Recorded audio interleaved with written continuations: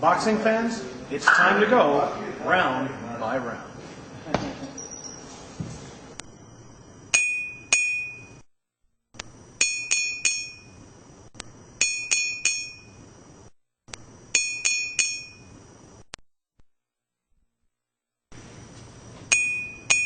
All right, welcome back to Round by Round. I'm joined by my two co-hosts, both from Chicago, Mike Leonardi and Mike Sloan. Hello. All right, so in this show, as you know, this is our debut episode. We're going to take a look at some of the great moments in boxing, along with the interviews, as we bring you coverage that other shows don't. We take you as an insider in the sport, rather than hyping a particular fighter or a particular fight. We give you updates on exactly what's going on in the world of boxing, both in front of the camera and behind the scenes. And, well, recently, I guess the big story has been Floyd Money Mayweather retaining his title with a decision of Robert Guerrero. Mike, your thoughts on Mayweather-Guerrero? It was an easy fight for Mayweather. He took a couple of rounds for him to figure out Guerrero's style, but once he had Guerrero figured out, it was over. It was typical Mayweather, where he dominated, counter-punched, wasn't hit by anything, and just picked him apart. Do you think that Guerrero was intimidated once he realized that Mayweather would be so tough to hit? No, he was not intimidated. I don't think it was a matter of him being frustrated and he just couldn't catch him. And I think towards the end, when he realized he couldn't catch Mayweather, I think he just rescinded the fight and said, I'm just going to survive and go to the 12 rounds rather than keep going and get knocked out. Because the way it was going, 6th, 7th, 8th round, Floyd was tearing him up.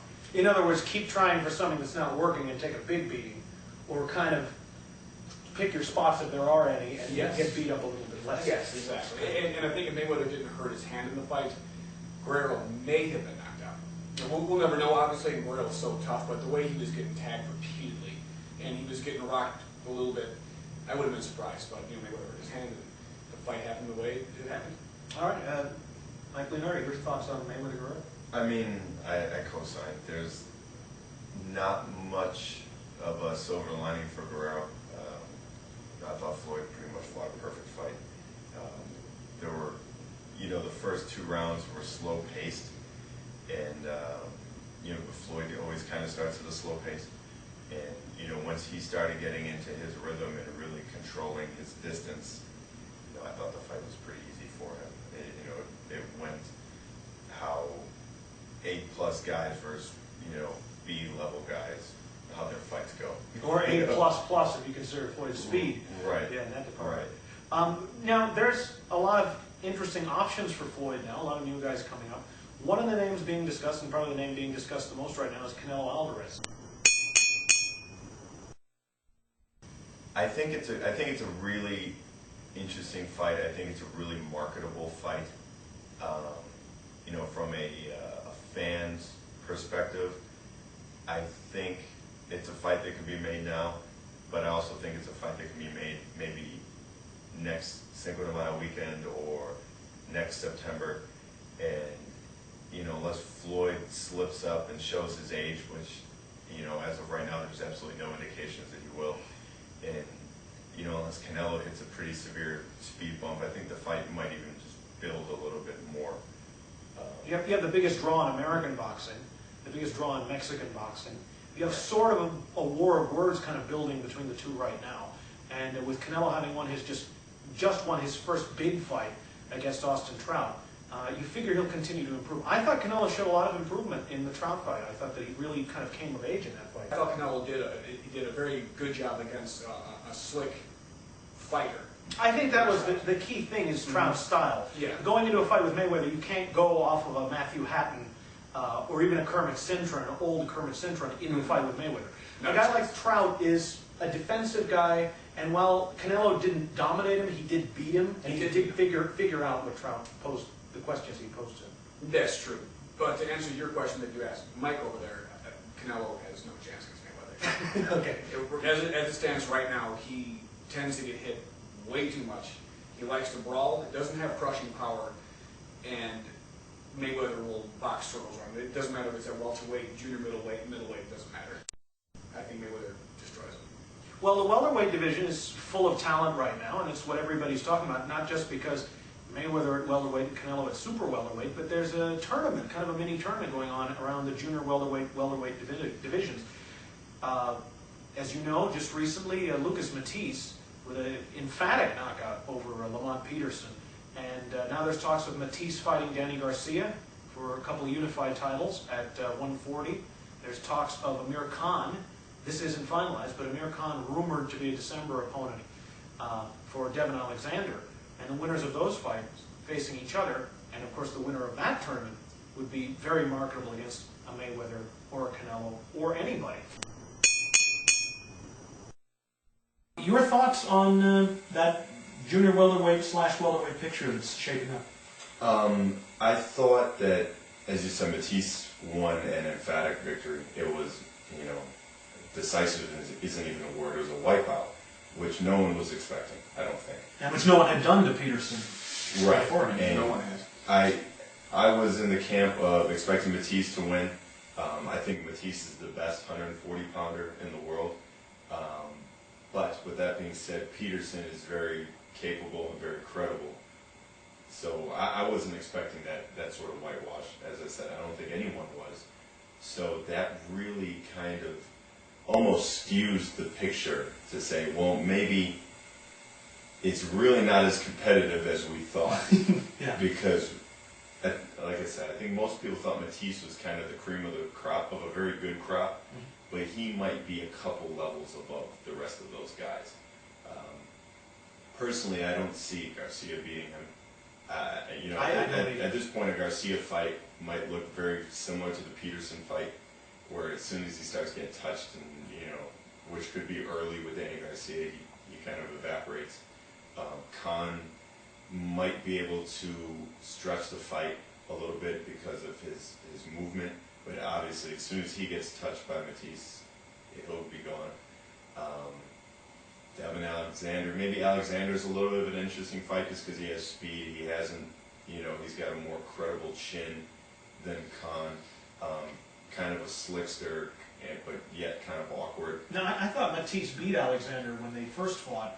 Yeah, the first fight, I agree, but I think we're looking at a different animal. I was going to say, I think Matisse has really raised his game a level or two since that fight, which I think he won anyway. Right, He's really hit a stride. Right. Really So I'm not even sure that fight, the first fight, is really a good comparison to how the second fight would go, I guess is what I'm getting at. But it's going to be interesting. You fight the fights for a reason. You never know what's going to happen. It's boxing, so there's always surprises. It never goes as everyone expects. Well, yeah, and Alexander's a world-class fighter, really good defensively, and he showed in his last fight that he can stand in there and trade too. I liken almost the Matisse-Alexander situation to the Hagler-Antifermo situation, where the first fight was close. Almost everybody had Hagler winning a competitive fight, and they stole it from him and called it a draw. And then the rematch, Hagler had moved up this much. Yeah. And Antifermo was kind of at the same level, and it wound up kind of being a destruction for Hagler. The junior welterweight division, we're going to spend like half the show talking about the junior welterweight division. Best division in all of boxing. Yes, we got two other big fights coming up towards the end of this year. Timothy Bradley taking on Juan Manuel Marquez, and Manny Pacquiao taking on Brandon Bam Bam Rios. Now, what's interesting about the Pacquiao-Rios fight is that it's a pay-per-view attraction, mega million-dollar attraction, and yet both guys are coming off of defeats. That's, the old adage is just because you beat the guy doesn't make you the guy. Yes. Manny Pacquiao is Manny Pacquiao. Manny Pacquiao. Brandon Rios isn't Manny Pacquiao, but he's such an exciting, gritty guy that people want to see him. You could say that, Brandon Rios is cut from the Arturo Gatti cloth. Yeah. Sort of. Mexican Arturo Gatti. Right, which, his popularity isn't there yet, but he's a similar type of guy where he's going to go leave it all in the ring, win, lose, or draw, people are going to want to see him. Well, a guy like Gatti, he lost a lot of fights, and his popularity never diminished, because they were always great fights. Right, exactly. So, Pacquiao-Rios can't miss war, or do you think Pacquiao will try to box more, or what do you think? I think that Brandon Rios just got outboxed by Mike Alvarado. Yes. If Pacquiao can't outbox him, he needs to hang it up. I agree. Unless Pacquiao is totally shot, which I don't think he is, Just because he got knocked out by Marquez in December doesn't mean he's shot. I think he was thrashing Marquez until he got hit with that shot. If he's still Manny Pacquiao in some regard, I think it's an exciting fight for 4, maybe 5 rounds. But because Rios is so tough and so, for lack of a better word, stupid, because he wants to get hit and doesn't care, Pacquiao knocks him right to the floor. I say Pacquiao in a late round stoppage. I think it'll be a war early on. In the end, Pacquiao will, after getting tagged a few times, move to boxing more. And I think once he moves to boxing, I don't know if Rios would have a plan B. He didn't have one against Alvarado, so. I'm just gonna, one more thought on that fight. I'm not sure that it's a war. I don't know that Rios is smart enough to get Pacquiao into a war. Pacquiao had, what you could call wars with Marquez, but Marquez is, on a completely different level from Rios as far as his thinking ability and his boxing ability. Especially coming off a loss, I think Pacquiao might just box. Well, you may be right. My gut feeling is Pacquiao will try to impress. And because of that, for 3 rounds, it'll probably be pretty exciting. And then after that, I just think Manny's If he does, I think it's an interesting fight because Rios is going to keep coming, and, he throws a lot of punches. He's a gritty guy. He's got a great chin. He'll get busted up, in that type of fight, but he has a great chin, so that would be a very entertaining fight. Well, Juan Manuel Marquez, as we know, Hall of Fame guy. I mean, the guy's already a legend in his career. Coming off the knockout win over Pacquiao, opted to take a fight with Timothy Bradley, before taking on Pacquiao in a 5th fight. And it's interesting because here Marquez is finally getting the credit he deserved for so long. And Bradley's also had an issue with respect. He had the big win against Pacquiao, a fight that most people thought he lost, so even though he had that big win, he didn't get too much credit for it. And then he struggles in his next fight with Provodnikov, and the fight, I scored it a draw, Bradley ekes out a decision, and his respect goes way up. It shows once again like the Brandon Rios syndrome of you're in exciting fights. It doesn't matter if you dominate as long as the fight's good. So Marquez, Bradley, 2 guys that are looking for respect, finally getting it. Your thoughts on the fight? That could be the fight of the year. I think that could be better than Pacquiao. Rios could be better than Matisse. Garcia could be better than all of them because... Agreed. Because Marquez, crafty boxer, counter puncher, loves it. He loves doing that, but you hit him, he's going to go right to war. Bradley's the same way. Bradley's chin is a little suspect.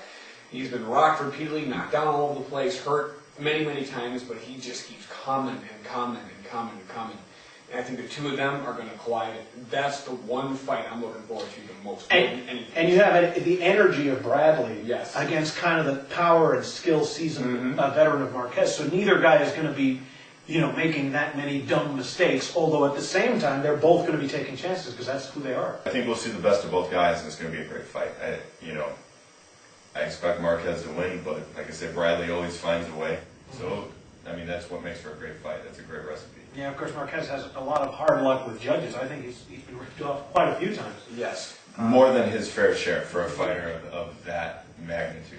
Yeah, going back to the Norwood fight, I thought he won that clearly. That was more than a decade ago, and I thought he beat Pacquiao for sure in their 3rd fight. You can argue that he won all 4. You could make that argument.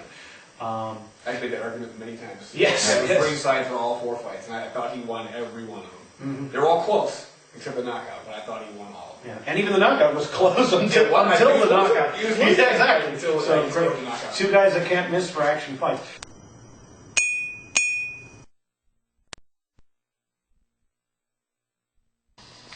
In the 1980s, Richie Sandoval was a bantamweight champion of the world. Now, he's one of the top men at Top Rank. We had the pleasure of speaking to him as he joined us on Round by Round. Let's take you to it. All right, welcome back to Round by Round. We're pleased to be joined by the former bantamweight champion of the world, Richie Sandoval. Richie, how you doing? Cool. All right. Now, you are from a boxing family. I guess that's where we should start our story. Any memories of Alberto Superfly Sandoval that you could share with us? Well, how he got his name, Superfly, that happened in an exhibition bout. They invited him to have an exhibition in this correctional center in Chino, and they invited him to do an exhibition so that they can entertain the inmates, and he went out there, he had so much energy, he was razzle-dazzle, chauvinistic that he is. I mean, he put on a show for those inmates. And being in the flyweight division, he was so amazingly spectacular, I would put it, that the inmates were saying, Superfly, damn. You know, this man can move. Was your brother the one who inspired you to get into boxing? No. Neither, because I got two older brothers. Neither one inspired me at all. But I thought about it. When they went to the gym the first day, I was thinking about it. I was like, the possibilities of knowing how to handle myself, if ever I needed to know how to defend myself from, a lot of, thugs and hoodlums, whatever you want to call them, street kids that want to prove themselves. I mean, I ain't got time to be proving myself, but you never know. In 1980, you turned professional here in Las Vegas, actually. You're from Pomona, California. Turned professional here in Las Vegas. Had most of your early fights here in Las Vegas. Was this kind of your home away from home? Yeah. It was better than doing it at home. I rather fight away from home than to fight at home because of the pressure. And I don't want to know anybody. I'd rather fight where I'm secluded, away from my friends, family, whatever. I mean, sure, you feel family support, but I'd rather fight when I'm far away. I mean, I feel I ain't got nothing to worry about. I'm in my zone. That's the thing. No distractions. When you got your family, there's distractions. Yes, you look one way, you look the other, and then you see your family members. There's your mom, there's your brother, there's your buddy from school. And I'm thinking, oh man, I gotta look up for them or something, A girl you like, yeah, exactly. All right, now you were 10-0. You won your first 10 bouts, all by knockout. And then you did something a lot of young fighters with good records don't do. And that's step in with another undefeated young prospect, Harold Petty. You fought Harold Petty, won a split decision, a real war in that fight. Did you feel a boost by beating a top guy like Harold Petty? No. Or did you just feel so confident coming in that nothing changed? Nothing changed. I mean, it was just another opponent, another opponent. That's it. Bring them on. Come on. Line them up. And let's do them like dominoes. Come on. Now, you beat Harold Petty again in a rematch, even more convincingly. Thoughts of the second fight? If it wasn't one thing, it's another. I was ready for the fight. Yeah. But, distractions. I mean, I fought that fight like I needed to win, but I think I could have done better still yet. Especially that second one that was nationally televised. I could have done way better for that fight. But, I'm a boxer puncher, and and because of that fight, I mean, the first fight I was a puncher. The second fight I'm a boxer. I wanted to punch it out, but I didn't have the energy to punch it out for the second fight. All right, later that year, 1982, another nationally televised bout, Alonzo Strongbow. That was over on the East Coast, actually, in Atlantic City. What was it like going east for the first time and kind of getting another big win that eventually propelled you into that title shot for you guys? What was it like? It's like any other fight. I mean, there's no difference. So we're in the East Coast. It doesn't matter. I can go anywhere because I've been used to that since the amateurs. My first trip out of here was to Moscow. I fought the Russians in Moscow. It's no different, I mean, I went to the World Championships in Belgrade, Yugoslavia. I went to San Juan, Puerto Rico. I mean, place doesn't make a difference. A ring is going to be what we're going to jump in, and we're not going to jump into a bathtub. We're going to jump in a ring, Yeah. So hey. Now, you mentioned your amateur career. You actually had a very good amateur career. Made the Olympic team for 1980, and then, of course, the controversy, Jimmy Carter boycotted the 1980 Olympics because they were in Moscow, and back then there was troubles between the United States and Russia. What are your thoughts about the Olympics and kind of the forgotten team? A lot of really good fighters in that 1980 team, yourself included. We had a great team. We could have done maybe better than the 76 squad. We could have pulled in a good 9, 10 gold. I mean, we had a good squad. Too bad the boycott had to play a part. Politics get in the way of sports. Who were some of the standouts in your mind of that 1980 team? Donald Curry, Lemuel Steeples. Lemuel Steeples, for those fight fans who don't know, was an outstanding amateur that died tragically in a plane crash before he was able to turn professional. Really a great loss. He was from the same neighborhood of the Spinks brothers. Yeah, Jackie Beard. Jackie Beard, yeah, you remember the junior lightweight. Jackie Beard. I mean, he was a sound, downwind. I mean, he was right there. You and Donald Curry had the most professional success, both went on to be champions. Yeah, me and Donald Curry. Like I said, we were teammates, and we knew each other all along, going through the amateur ranks. What did you think when Curry won the welterweight title from Yun Suk Hwan, the Korean? I was happy for him. I was just emotionally happy that he was able to get to that top level as a pro. We mentioned Donald Curry, your Olympic teammate. He reached the professional heights in 1983 when he won the welterweight title. Well, just 1 year later, 1984, that was your moment in the sun, winning the bantamweight title from Jeff Chandler. Now, to frame this fight, Jeff Chandler was considered pound for pound one of the greats at the time of that fight. Very tall, hard to hit guy, Jolton Jeff from Philadelphia, and you went in there and frankly dominated the fight. Really basically won every round over Atlantic City. You hurt him in the first round. Did that set the tone psychologically for you for the rest of the fight? Well, it gives you a read on your opponent. The champ, to me, was just an opponent. So he has a belt. Big deal. You block things out, I think, as a fighter. You don't care if he has 10 belts. I mean, that's blocked out. The guy that's on the opposite end, in the opposite corner, is the guy you're going to face. Hey, he's just another opponent. That's how you got to look at it. And that's how I saw it. What did you think having him hurt in the first round, though? Was that, did you think I'm going to knock this guy out? Did you think I'm just going to stay calm? What was going through your head at that moment? When I started dropping some shots on him early in the round, first round that is, that set the tone for me, and it said to me, this is going to be a pretty good night for me. If this keeps going on the way it is, I mean, who knows? I mean, there's going to be an amazing thing happening tonight. Dropped him in the 11th round, finished him in the 15th. What did it feel like to be champion yourself, actually achieve that? It was something my dad wanted. I never said anything about my dad, but he always wanted one of us 3 brothers, because we were 3 brothers, and the middle brother looked like the promising one to be that world champion. He had so much talent, but he didn't have the killer instinct.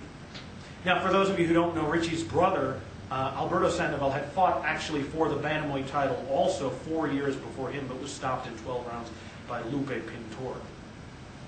He had the lack of killer instinct. And I noticed that. I was watching when he fought Lupe Pintor. I mean, I said, box. I was sitting ringside. Come on, let's work. Come on, move. But I don't understand the guy. I mean, I don't know. He must have felt the punches. Now, winning the title, you went to Miami. So you were actually fighting a lot all over the country. I went to Miami for your first title defense against a Chilean fighter by the name of Cardenio Ulloa. Your thoughts of that fight, being in Miami, stopped him, kept the title? By that point, I said, this is a business. And if I don't make as much money as I hope to make, I'm never going to make any money. Every fight takes a little bit out of you, but yet, if you're conserving yourself well at home, you're going to go a pretty long way. So, that was my biggest purse, as a matter of fact. fight in Miami. Stopped him in the 8th round. Yeah, but you know what? The apron was the real. It was a big no-no. It was a big no-no. When you paint your logo on the mattress, and then once the sweat hits the canvas, you're sliding like you're on skates. I mean, hey, whose fault is that? Are we supposed to suffer for that? We're fighting. We're trying to entertain the crowd. I mean, we can't sit on our punches because we're going to slide. We're going to fall. We're going to, we're trying to throw everything we got, but we're going to be sliding. I mean, our legs, we ain't got no footing. Our legs are going to be sliding all over the place. So, that was the only problem of that fight there in Miami. Now, after that, you're undefeated, world champion, but then you faced what would be the toughest opponent of your career, which was the struggle to make 118 pounds. That was my opponent right there. You had 4 consecutive non-title fights. Yeah, and that was over the weight limit. Yeah, because you were unable to make 118. How much of a struggle to make 118 was it? Were you growing? Were you looking for a fight at 122? Yeah, I was telling my trainer, hey, are you crazy? I can't make this weight. What do I have to tell you to make you understand what I'm talking? Can you read the words that are coming out of my mouth? I mean, I have to talk to him like Robert De Niro does in those movies. One of those non-title fights, however, was a fight that it was championship caliber. You beat Frankie Duarte, who was a long-time contender. I hurt my hand on his forehead. He holds his hands like this, and I'm thinking, gosh, is he trying to set me a goal there, so I can just land them shots? I mean, he was so easy to hit, but the forehead, just unbelievable. It was easy. After that big struggle to make 118 that you couldn't make 118, you actually did go all the way back down to 118 for one more fight, which wound up being your last fight. It was stupid. Gabby Canizales. It was stupid to make it. My trainer. So, come on, Richie. I know you can do this. Come on, we can do this one more time. Come on. I can't make 118. Are you crazy? I'm not 5'4", I'm 5'6", but I'm not 5'4", a jockey trying to make 106 or 118. You weren't 20 or 21 years old either, so the body grows. My body's growing. Yeah, now, I'm filling in. The Canizales fight, for those of you who haven't seen the fight, was really a blowout. Richie was, of course, unbeaten champion, but he was dropped 5 times in that fight, stopped in the 7th round, and it ended his career. There were some real fears for Richie after that fight, being weight drained and getting hammered the way he did. But fortunately, he did pull through. But he was forced to retire at the end of that fight. Your thoughts on adjusting to one day you're champion, next day you have to kind of readjust your life? The first thing that came out of my mouth, I gotta go look for a job. That was the first thing that came out of my mouth. Because, I was unconscious. So as soon as my head came together, I said, oh man, I gotta go look for a job. And my dad, my mom, they look at each other and they're like, wow, he is forgetful. I mean, the mind, right? Well, shoot, if you had to drop the weight that you can't drop no more, let me see how you're going to react in your own terms. You're going to be worse than me maybe, because athletically, that's what helped me continue on in life, was my athletic life, my blood flow of life going on because of my health, my physical strength to move on. Now, after you retired, you became a top flight trainer at Top Rank. You were a top ranked fighter and wound up... I don't know about top flight as a trainer, but... yeah, I was a trainer, but I don't know about that top flight thing. Yeah, I mean, it's easy. I mean, come on. I mean, it doesn't take a scientist to train guys. I mean, but let's face it. Through all my experiences, all of those things helped me out. How good was it to get a job that was still in boxing and with the same sort of team, the same top-ranked people? How good was that that was a blessing in disguise. A blessing in disguise. I mean, I was amazed. How does it make you feel 30 years later, or almost 30 years later, looking back at your career and saying, I was a legitimate champion? I wasn't just a belt holder, I was a real champion. Has that sunk in? And how does that feel looking back? No, that part hasn't sunk in at all. I mean, it's like a fairy tale.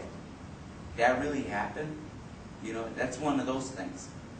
All the experiences you had as an amateur, becoming champion of the world, how much of that can you instill in young fighters? How much of that knowledge do you think you can give them in their professional careers? As long as you have a good relationship, now this is between me, myself, and I. You have a good relationship with my man upstairs. It's all worth it. It's all worth it. I would do it the same if I had to be reborn again. All right, so thank you for joining us, True Champion. Top ranks, Richie Sandoval, former Bantamweight champion of the world, here on Round by Round. More after this. Well, as we know, we have not a lot of heavyweights here in America for a while, but the Klitschko brothers have been dominating things over in Europe. Vitaly's been champion for many, many years, and there's talk of him fighting Bermane Stiverne, who is from Haiti, but has fought more on American TV, had more American exposure, fought here a lot.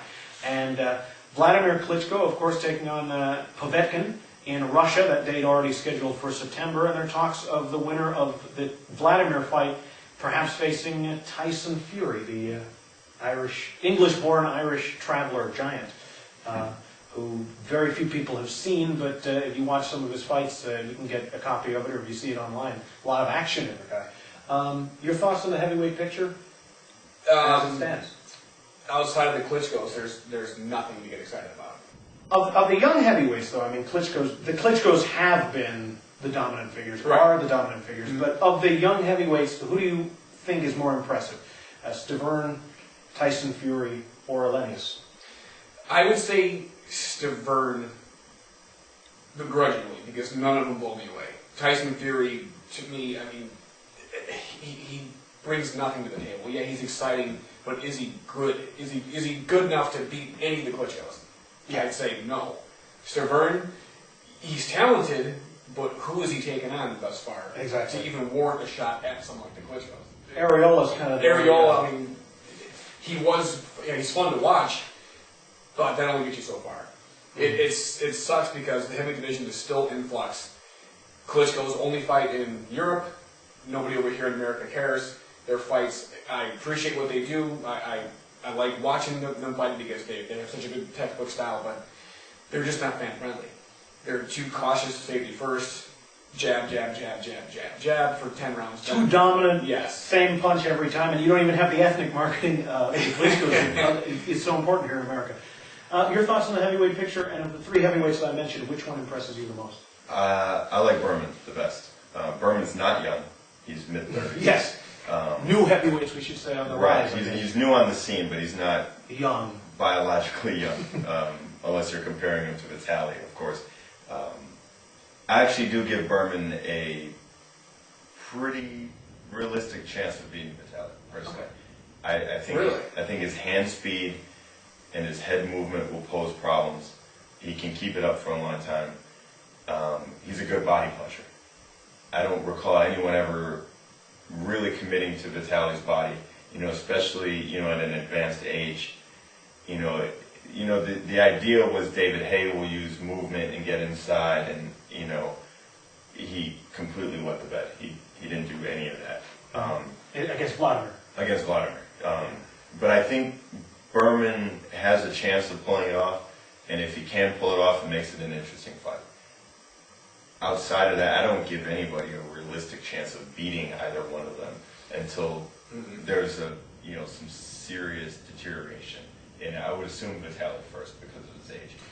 But Fury is interesting. I understand the interest there. He's exciting. He's 6'9". Huge punch. Can get dropped. He can get dropped too. So he's physically bigger than both Klitschko brothers, but the skill set is nowhere near. What about Elenius? Just too new, not far along? Yeah, he's fun knowing. You know, he's a big guy. He's another big guy. He's fought a couple washed up names, but not a prime. I mean, and unfortunately, like Mike is, you know, kind of alluding to, there really aren't any names. There's really no stepping stones even in the heavy. I mean, Old Samuel Peter, Areola. Yeah, Areola is probably the closest thing to like a B level guy, but it's like you have A level and then you have C minus, D plus guys. You have Klitschko, nobody, and then some young guys trying to make their name, and they can only make their names either against nobody or go directly into Klitschko where you don't know much about. Exactly, and that's what makes it difficult to really gauge them. But at some point they either retire or they lose. That happens to everybody. Right. If you're a kid and you want to play a sport, you know, your parent, it's very easy for them to sign you up for a team to kind of wash their hands. Mm-hmm. They take you to practice, they drop you off, you know, they pick you up. Oh, how's your game? How's your practice? Boxing is more hands-on. Gyms are disappearing because gyms have a very difficult time making money. You know, it's a combination of things. And then when you look at, you know, if you've been to fights in Canada or you've seen fights in Canada, you've seen fights in Germany, England, these other countries, boxing is still very mainstream. You know, yeah, it's huge. It's peaking, I think, in Germany. Of course, in England, it's been big for almost 300 years. You know, and then you're looking at you know, the influx of you know, Manny Pacquiao and, you know, in the Philippines, and that's kind of spread out to Japan, and they're trying to reach China now. You know, other than Latin countries, you know, people are, you know, it's easier if you're a big guy. You know, you kind of, boxing is what guys fall back on. Kind of, you see a lot of guys who flame out trying to play football or try to play basketball, getting into boxing. You know, honestly, I would have thought with the tremendous popularity of Mike Tyson 20, 25 years ago when he was first coming up and then, you know, hitting the scene, I would have thought that would have generated more heavyweights, to be honest. I think what damaged boxing, I mean, and I think it's kind of no secret and no one will do anything about it, but I think that in the old days you had the WBC, you had the WBA, and I mean before that the WBA was called the NBA, right. And the WBC broke off kind of a Mexican-based version of the New York State Athletic Commission, which right. used to be a World Commission. So those right. belts go back a century. Once cable television came about, made it big in the early 80s, you had to have title fights or former champions every week. Every network wanted to have them. So they would embrace invented titles like the IBF and the WBO and the WBU and the IBC and the IBO and the IBA and the WBS. And eventually, if everyone's a champion, nobody's a champion. And you lose, you know, if there's a Super Bowl on every month, yeah, maybe it makes monthly ratings higher, but it eventually hurts the sport of football because no one knows what the big game is anymore. It's just too confusing. Well, that's what killed kickboxing in the 70s and 80s. It was on a major upswing, at least in America. It was already big in other countries, but in America it was huge. You know, Don Wilson, Rick Rufus, all these guys, Stan Manzanitas. Yeah, Rick the Jet Rufus. All ISKA, IKF, all IKA, all these organizations, the same thing that's boxing's been doing for years and years and years, came in, flooded the scene, and it killed the sport. Well, it destroyed why is it then that if the belts that were always around are still around, why does the number of belts keep growing? Is it just greed from the original bodies with the sanctioning fees? You have interim titles, regular titles? There's lots of people to blame. The sanctioning bodies, number one, because they won't go away. They're wasps, they're bees, roaches, they won't go away. You're being too nice to them. But the main culprits are the media. Whenever I write my articles, I refuse to write any of the alphabet numbers or letters. I will not do it. I will not put IBF, WBA, no, I refuse it because they're all garbage. And I think Nigel Collins is the one with Ring Magazine several years ago started this crusade. And no one caught on. You still see people in the papers, they'll say the IBF, they mention all the titles, the WBC's Feda Latin, the figure boxing, interim. It's like, why are you guys still acknowledging this garbage? And it's destroyed the sport, yet you guys still write about it, you still mention it, you still announce it, you still commentate it, and you still show the belts in the press conference and in the ring. You get rid of that. Well, Nat Fleischer, who founded Ring Magazine, there were belts being invented a long time ago. The California Commission tried to have a world title. All kinds of belts spring up. The WAA, if anybody remembers that, that thankfully went away. But the point is that the mainstream media would say these aren't mainstream titles, they're invented titles. And then somewhere along the line they said, well, you know, we got to recognize the IBF because everyone else does. We got to recognize the WBO because everyone else does. We got to recognize regular champions and interim champions because everyone else does, and silver titles. Why is that? Why did the media all of a sudden lose its gumption and advertise everything as a legitimate title? Well, it's a fine line between, you know, writing the news, reporting the news, and writing an editorial. You know, if two guys are fighting for a WBO title, that's a fact. Yes. You know, if you're writing for a newspaper, you know, if you're covering it, you know, as a fact-based article, you know, it's not an editorial. You're reporting on something. That's the fact. If you're a writer for the Associated Press or for Reuters, that's your job. It's like giving the venue. It's almost like giving the venue. Like Right, they're exactly. like I said, they're fighting for an empty box of pizza. They are fighting for that, but some differentiation should be made that between. I even want to say a major title. I mean, I'm not even sure how to word this. A major title, or a legitimate fight between the number one and two guys, or a fight for, you know, an empty can of paint. And I think also a problem is that when you have all of these belts going around, and you say, well, we'll come up with a consensus champion, the consensus can change.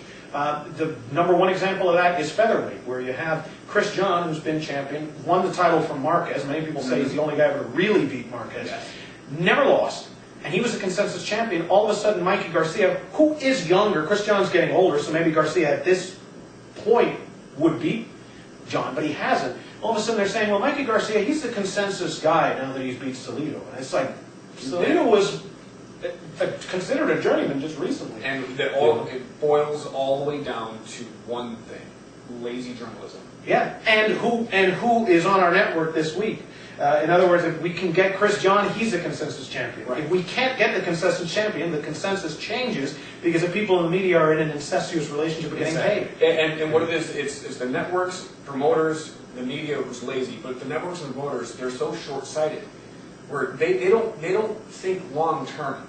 Where if they would stop acknowledging this nonsense with all these titles, this interim this, and interim that, and the Fed Latine and the Beaker box, and stop acknowledging that garbage. Stop trying to force it onto the public, because the public, you know, less people actually believe. The public's a lot smarter than Yes, I agree. believe. I agree. If the promoters stopped paying sanctioning fees, the organization would just Would die out. They would. And the fighters They are couldn't doing. possibly exist. But that's what I mean. If you have a guy like Mikey Garcia, who's might be the best featherweight in the world. He might be. He might be, very well might. But you're not the consensus. I mean, consensus of who? You're not the consensus champion until you beat. However old Chris John is, he still hasn't lost. So until you beat him, you know, Mike Tyson was the best heavyweight in the world when he was coming up, but he wasn't the consensus champion after he beat Jesse Ferguson. You know what I mean? He had to go out there and beat Berwick, beat Spinks, and actually become the consensus champion, not by proclamation, but by actually beating the man who beat the man.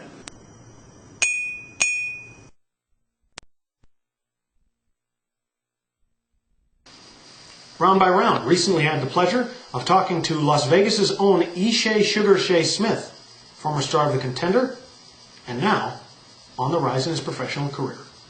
Let's have a look. All right, welcome back to Round by Round. We're joined by Las Vegas's own Ishe Sugar Shea Smith. Hey, how you doing? Well, Ishe, you've just won the IBF junior middleweight belt, but you've had quite a tough road to the title. Been fighting a lot of tough guys, not ducking anybody. How do you think that served you in your career? I think it served me good, especially down the stretch. You know, fighting guys like Randall Bailey, and you know, a lot of people don't know. I think my 10th fight, I fought Sam Gar, who had fought for a world championship. Bam Bam Guard, yeah. And you know, David Estrada, young, two prospects, young in the game. You know, I fought. But Alfonso Gomez, like in your second fight. Yeah. Second and third, I think in my third fight, I fought Alfonso Gomez. I mean, I fought some pretty tough customers. Now, when you beat Gomez, did you know that both of you would go places in the sport? Like, did he come off as a special fighter? He was just tough. I didn't know where he would end up. He was a tough kid. If I'm not mistaken, I think he fought for a world title. I can't remember. I know he fought Cotto, but I don't know if Cotto had a world championship then. And he fought Canelo, I think, too. So Yeah, fought Canelo, ended Gaddy's career. yeah, so yeah, he has had a couple of good fight, so no, at the time, We were just both kids. So you fight this veteran Randall Bailey, who fight fans will know as a big puncher that fights out of Florida. What were your thoughts before that fight? Were you thinking, I got to box this guy? Were you thinking, this is my path to the big time? At that time, I was just, I've always had the mindset, I came up from the old school, so I've always had the mindset that you don't duck and dodge anybody. You fight everyone and anyone they put in front of you. I've never turned down a fight. I've never, I've accepted everyone, even when maybe the cards were stacked up against me and I probably should have turned you down. I've always took on all competition, so, at that time I just said, let's do it. What was the experience with a Contender? Television show about Sergio Mora. Yeah, The Contender. it was good. It was a good experience. To be a part of that show gave me a lot of mainstream fans. A lot of fans that I probably weren't boxing fans. They still follow my career. I still get, messages on Twitter. What was the experience like? Was it frustrating having to have shorter fights? Was it good to get? I mean, you kind of balance the exposure with the shorter fights. What was it overall? It was probably more harder living with your opponents and seeing what they do every day. Now, in the late O's, early teens, you kind of, I think, went through a period, it's almost like, where you refined steel or something. You had some very, very tough fights that most champions wouldn't take. You went 4-4, but you fought everybody. You always gave a really good show. I just want to talk to you about a few of those fights. Joel Julio, what do you remember about him? At that time, I was going through a divorce that I probably shouldn't have taken. That's one of those fights that I told you I probably shouldn't have took because I could have beat him. It was an easy fight, and at that time, I was switching back and forth trainers. I had no identity training-wise. I had no identity in my life-wise. Going through a divorce, I didn't do enough to win, but it's just I was better than what I showed that night. Now, later that year, 2008, you fought Powell Wolak, who was 21-0 going into the fight, and you beat him. Any memories from that fight? It was just one of those situations where,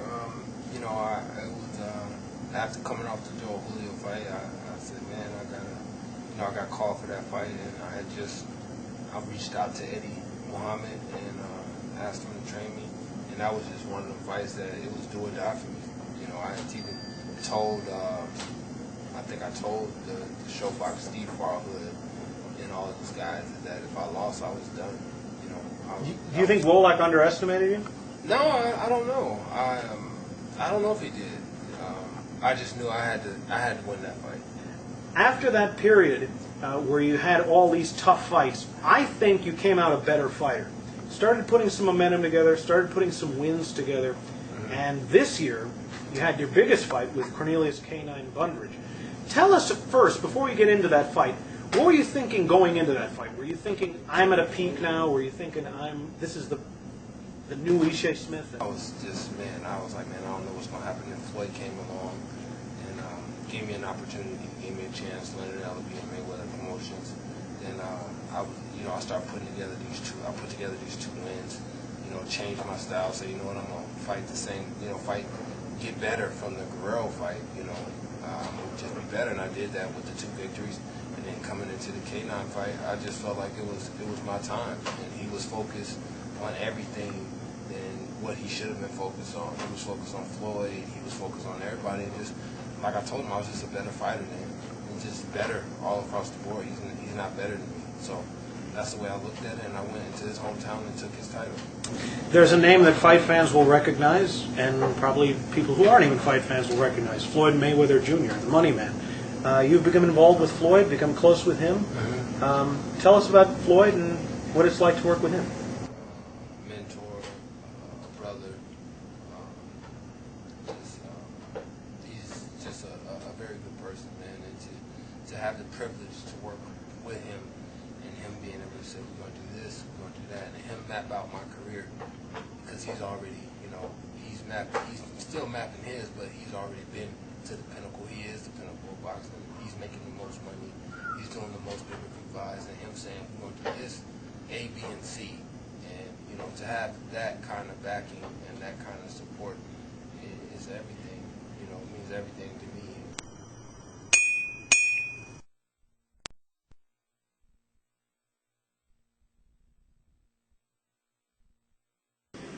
switch to premium television was a big knock.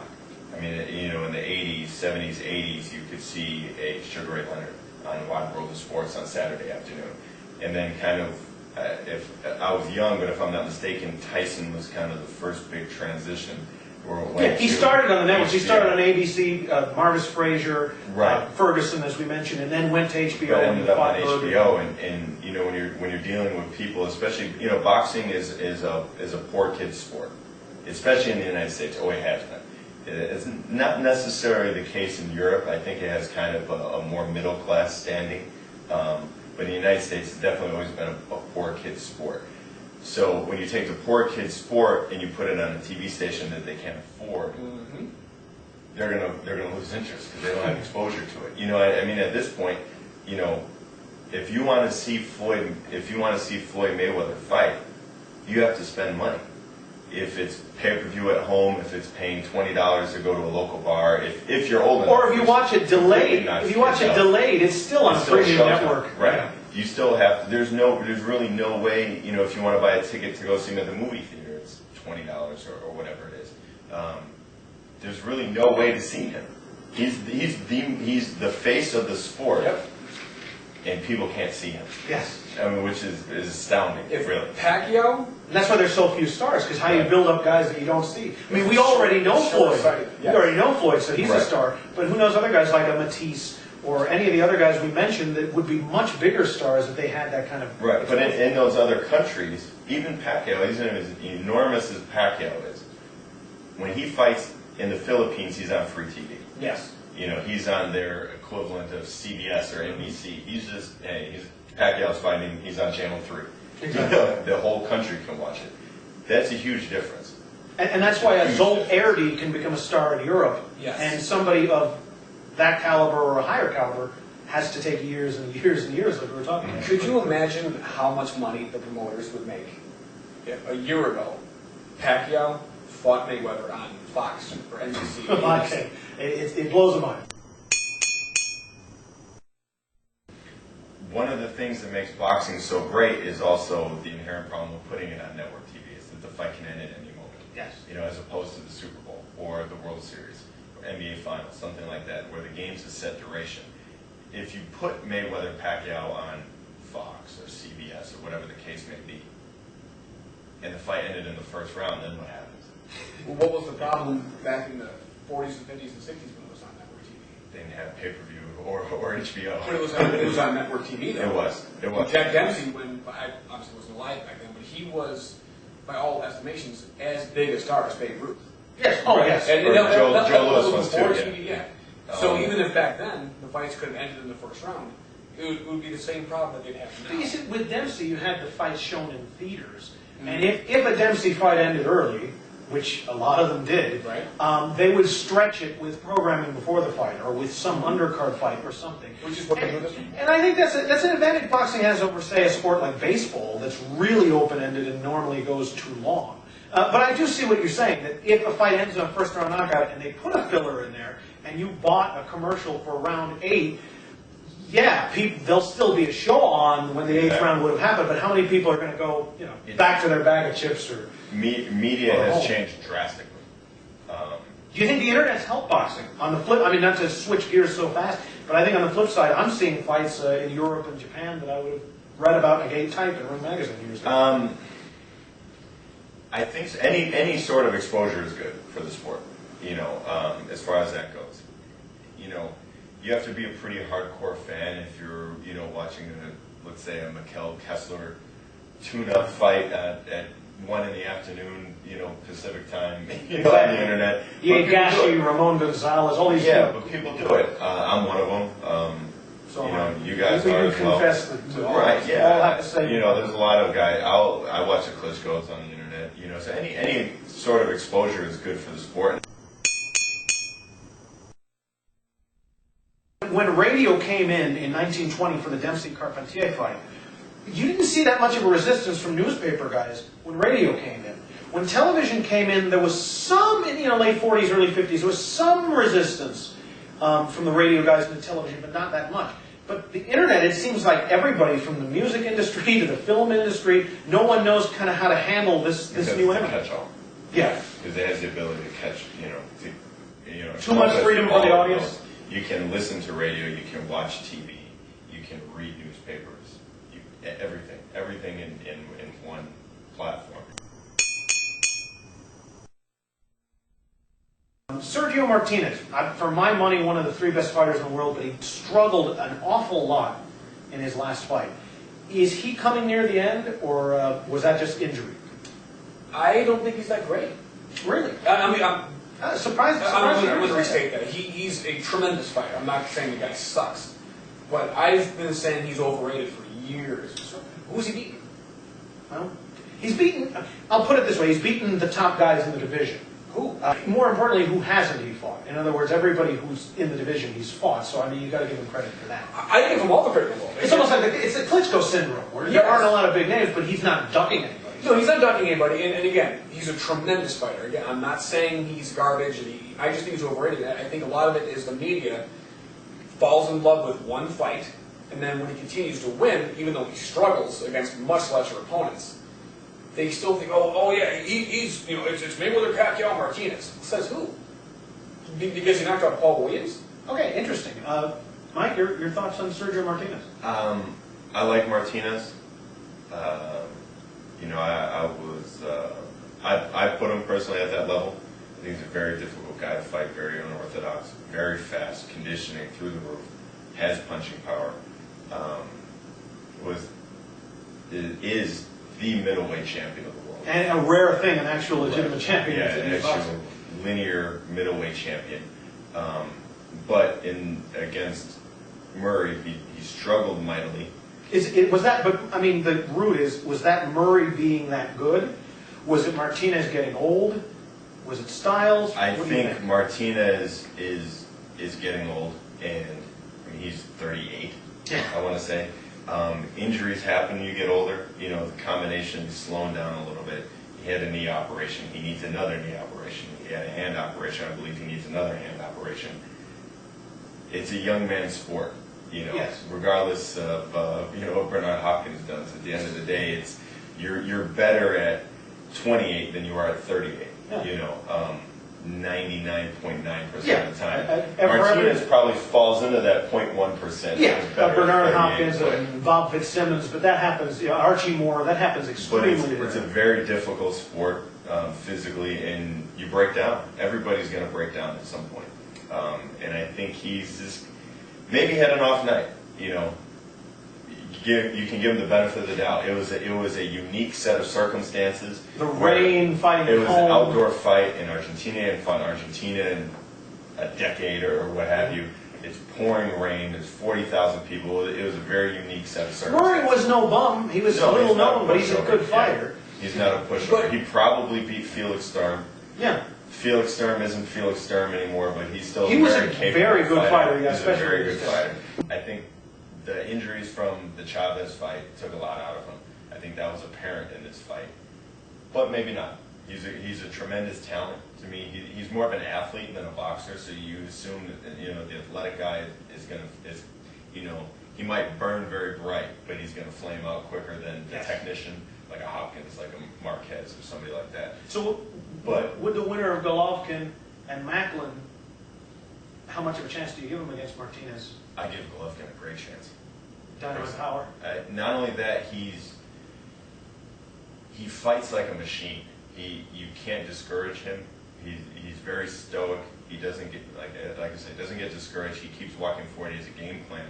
He knows he's going to win, and no matter what happens throughout the course of the fight, you can tell that it doesn't shake in his confidence, and he keeps coming. He can take a punch. He has good timing. He hasn't been in with someone. No one exists quite like Martinez. So it's an interesting fight from that aspect. Longtime fight fans will remember the action-packed welterweight Skipper Kelp from his many appearances on television in action fights. We had a chance of speaking to Skipper Kelp, who is now running a gym here in Las Vegas. Let's take you to that interview. All right, welcome back to Round by Round. I'm joined in the Fight Capital gym by head man of the Fight Capital, Skipper Kelp. Welcome, Skip. It's good to be here. All right. Now, a lot of people may not know you were an amateur champion in 87 and 88, correct? Yeah, back in the day, 87, 88 national Golden Glove champion. What inspired you to become a boxer? I was a martial artist growing up. There's not a memory in my mind that I wasn't doing karate, kung fu, taekwondo, judo. And I wanted to compete at a higher level. I was 12 years old. And one thing about boxing that was offered that martial arts didn't have at the time was serious competition with kids my age, and you could advance to higher levels. And I stuck with boxing, caught on to it, had success early, and kind of just morphed as a boxer. Now, you were born in Vietnam I was born in Saigon, Vietnam. during the Vietnam War. Yeah, toward the aftermath of it. Now, you were the first prominent fighter from Vietnam, because there have been a lot of Asian fighters, but you were kind of a trailblazer over there. That's pretty cool, I think so. Yes. Yeah, Saigon Super Kill. There you go. How did it feel to be on TV so early in your career? Oh, it's great. My pro debut, I just turned 20, I was 19 years old, 20 years old. Pro debut was on national TV, fresh out of high school, Your three biggest fights were in 1996. The first against Raul Marquez. Tell us what you remember about that fight. Raul Marquez and I are good friends. We were really good friends in the amateurs, and I got a call. This was Tuesday night fights. I was a welterweight. I got a call on Thursday before the Tuesday. Do you want to fight Raul Marquez? And I was like, that's my boy, and the fight's Tuesday. It's on Tuesday night fights, and it's for a USBA belt. I was like, he accepted the fight? Let's do it. And, we fought, and it was a decent fight. I wasn't sure about my cardio, so I kind of paced myself a little bit. And toward the end of the fight, as I started coming on strong, I realized I had more in the tank, and, it was... he beat me in a decision. It was a good fight. Like, do I fight my friend on short notice, or do I pass up a big televised fight? Exactly. Yeah. It was funny because the build-up to the fight, Tuesday night fights, I used to cut Raul's hair in the amateurs. Okay. So the Tuesday night fights, what they're going to do, they wanted us to, or they were building that up. In the Tuesday night fights, when they square you up, you're supposed to look mean at your opponent. We did it for about 15 minutes. They tried to face us off, and we couldn't stop laughing. So they just kept that in the piece, and we fought. And, it was cool. He beat me, and we're still friends to this day. What about the Adrian Stone fight? The good thing that came out of the Raul fight was it put me in a position to fight Adrian Stone with a month and a half notice at welterweight. So I was able to prepare. And this fight for Adrian Stone was kind of a coming out party for him, a re-coming out party for him, if you will. And I wasn't necessarily expected to win the fight, but I was super prepared. And I pulled it upset off. Yeah. After the Adrian Stone fight, it propelled me to a fight with Tony Martin, and that was a fight I was supposed to win, main event. You're the star now. I'm the star in the fight. They're building me up as the next guy. I laid an egg in that fight, didn't perform as well. He beat me, had a great fight, and Was it your training, or no. did the moment get to you at all? No. I trained so hard for that fight. If anything, I may have overtrained, but I trained so hard for that fight. I was super light. And it's just one of those things where there's some days when it's not yours, Yeah. and I have no excuses. Yeah, the odd thing that a lot of people probably are wondering out there is Skipper Kelp, of course, a big TV fighter early, right when he's building up, 25 years old, he retired. I mean, he basically has one fight after his 26th birthday. I hadn't even reached my physical prime yet, but there was an incident. I was with my family, and it was after a fight. I'm sitting there at a restaurant, and I lost all my peripheral vision. I'm literally sitting there looking at my kid. I started freaking out, like, I can't see my hands. And it lasted for about 30 minutes, and it freaked me out. I went and got an MRI. They said everything's fine, but they couldn't give me, of course, they couldn't give me a 100% stamp that. And they couldn't give you 100% reason why you had lost your vision for half hour. So it's like, yeah, you're fine, but that doesn't mean you won't be fine. And I was probably fine, but in the back of your head as a fighter, if you fight with reservations, you can't do that. And once I was battling with that for years, and to be honest with you, I'm 42 now. Just recently, I let it go that I wasn't going to fight again, you know what I mean? So that's been with me for a while, but I ended up taking another fight just to see how it went. I won a fight, I won a decision over a tough journeyman. Juan Mendez? Yeah. And he's just a real awkward, tough journeyman. You're supposed to get past him, but right at the end of that fight, it was in the 10th round, I had fights scheduled, a line of fights scheduled, but I got cut with a headbutt, and I had a nasty gash, and it took a lot of stitches. and I just took that as a divine intervention. On one end, your career ended really early, Yeah. but on the other end, your career as a trainer began really early. Yeah, I did. Now, back at the UNLV, you started as one of the head coaches at UNLV boxing. I actually started the UNLV boxing team with a friend of mine in 1997 from scratch. We had a 4-year period to get them as good as they could be. And so that was a super cool challenge. And we got success right away. We came first. We took second. We took third. We took fourth. We took every place. Top And place then in that you could 2006, we finally won the national championship. It was a great team. It was one of the funnest times of my life as a professional. And it was just great memories. And I'm still good friends with most of the guys on the team. A lot of the guys helped me here at the gym. And just a really great time. And since then, I moved on, devoted all of my time into the gym, the Fight Capital Training Center. And, We're here at the Fight Capital Training Center, actually. Tell us about the facility we got. So we're doing our best to give back and to grow the state. And one thing boxing and fighting has done, it saved a lot of people. It It's undoubtedly kept people has. out of the streets, and these are people that could have gone the other way. But yet they go out to have great careers and are productive and end up giving back. And you have in boxing, of course, I mean, they say it's a violent sport, which it is, but it's given people a reason to get in shape, a reason to live, a reason to become millionaires, out of the streets. It really has. So- We have a youth program here too. We work with the Boys Town in Nevada, and these are kids that who've been dealt a bad hand, in life, and we work with them. This is Round by Round. We've been joined by Saigon Skipper Kelp, one-time young sensation in boxing, now young trainer at the Fight Capital. Thanks very much.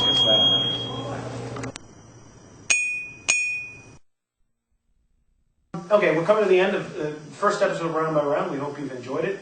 We're going to do this show bi-monthly and keep you updated on boxing, interviews, thoughts, commentary, updates, let you know everything that's going on in boxing inside and out.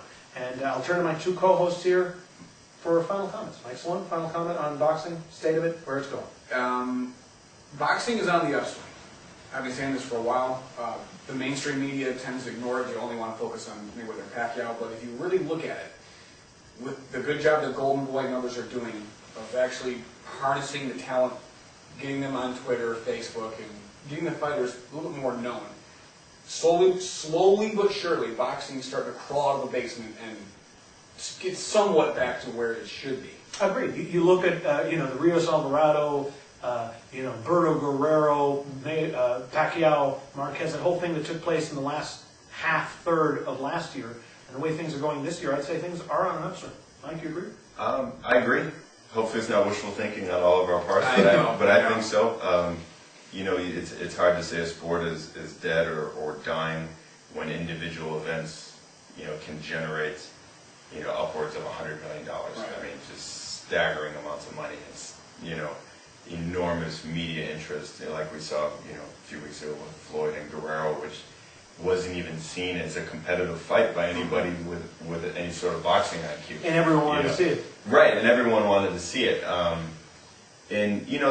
Boxing's always had its superstars, and after Floyd, it seemed Pacquiao is on the way out, I think, but after Floyd there would be another one. There's always has been every 10 years. Mm-hmm. There's Tyson, there's Roy Jones, there's De La Hoya, going further back, there's Ray Leonard, all the way back to Jack Johnson or, whoever you want to, so it always happened. It's always stood the test of time. Things like this and other people, there's a lot of people, a lot of YouTube videos and a lot of Twitter and a lot of boxing websites that all help keep the sport So going. if boxing goes down, it gets up and punches right back. Absolutely. I mean, boxing is, if the newspapers, like Mike kind of alluded to, if the newspapers can still hang in there, then It must be bigger than a lot of people boxing think. serves a much bigger purpose at this point than a newspaper, than a physical newspaper, and people still buy newspapers. So, Well, we thank you for joining us. For my co-hosts, Mike Lunardi of Chicago, Mike Sloan of Chicago. That's right. I'm Alex Cavetta. Not from Chicago. Not from Columbus, Ohio, but we are all based here in Las Vegas, Nevada, bringing you knockout coverage on Round by Round. We hope to see you next time. Thank you very much for joining us.